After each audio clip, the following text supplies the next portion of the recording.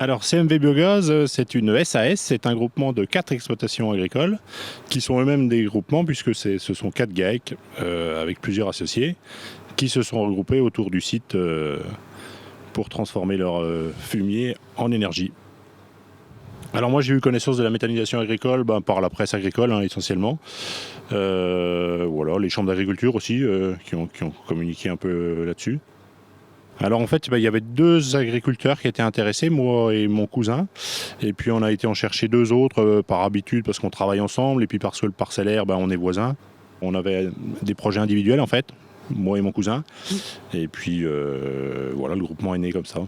C'est vrai que produire de l'électricité avec du fumier, c'est assez génial. Et puis produire un fertilisant, moi ça me motivait bien d'être assez autonome sur mon exploitation, produire un fertilisant de qualité, c'était pas mal quoi. L'exploitation aujourd'hui, on retrouve les 2 mêmes moteurs du projet. Il y a un salarié qui est à mi-temps et qui fait un week-end sur 3. Et puis moi, je fais un week-end sur 3 et mon cousin aussi. Une journée type, moi je peux parler de ce que je connais. Le week-end, s'il n'y a pas de souci, c'est 1 heure de boulot. C'est un mi-temps. Dès lors que l'installation est conséquente, il y a toujours quelque chose à faire. Toujours une pompe qui bloque avec un morceau de bois, toujours un peu d'entretien. Puis ça demande de la surveillance. C'est pas à prendre à la légère quand même, la gestion d'une unité de méthanisation. Alors la vie du site au quotidien, c'est chaque agriculteur qui emmène ses propres matières. Et, le salarié, lui, il charge la trémie tous les jours en faisant un mélange des différents produits à introduire.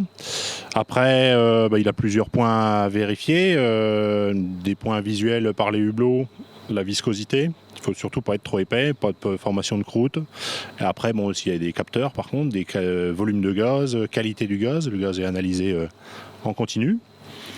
Et puis après, le gros du boulot aussi, c'est les petits soucis mécaniques, mais ça se passe assez bien dans l'ensemble. Alors les intrants, je vais vous donner la ration qu'on pratique en ce moment. Donc c'est 10 tonnes de fumier compact. Le fumier compact, c'est le fumier pailleux. 15 tonnes de fumier mou. Le fumier mou, c'est le fumier de logette qui est assez peu pailleux. 10 mètres cubes de lisier. On a aussi 3 mètres cubes de petit lait et on a 1 tonne de poussière de céréales. Voilà, j'ai rien oublié. On a un digesta qui est concentré en azote, qui est désodorisé. Ça, c'est bien aussi pour les épandages, ça permet de les prendre près des maisons.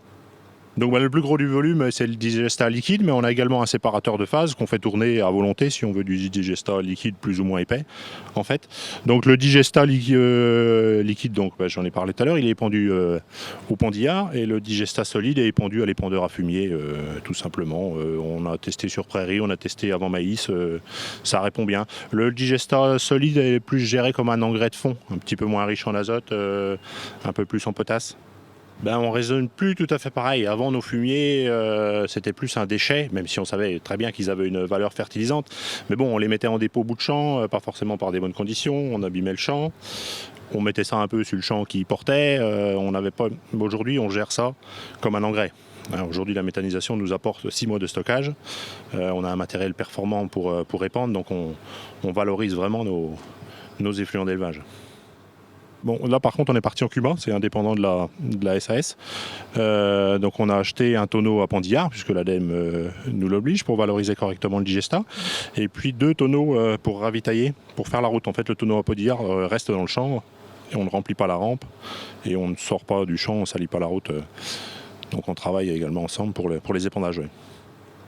Seul, c'est lourd à gérer. C'est lourd à gérer. Et il y a aussi une taille critique, un seuil de rentabilité qu'on n'a pas quand on est tout seul sur une petite installation. Nous, on a déjà chacun des grosses exploitations, donc on est déjà suffisamment fourni en travail. Mais oui, à l'époque, on ne pensait pas que c'était autant de travail la méthanisation, mais on se rend compte que c'est un métier, c'est un métier à part quand même. Il faut aller voir énormément de sites. Nous, il y a 2-3 petits points qu'on a ratés. De toute façon, on ratera toujours quelque chose, mais il faut visiter les sites, il faut poser les questions. Opal a géré toute la partie administrative, mais en amont, toutes les études de rentabilité, tout le démarchage des entreprises, démarchage de la banque, et puis tout le business plan, on va dire, tout le chiffrage prévisionnel, La partie administrative, c'est Opal qui gère ça, les factures avec EDF, rien que les fiches de paye du salarié, ça nous soulage bien, on s'occupe de rien,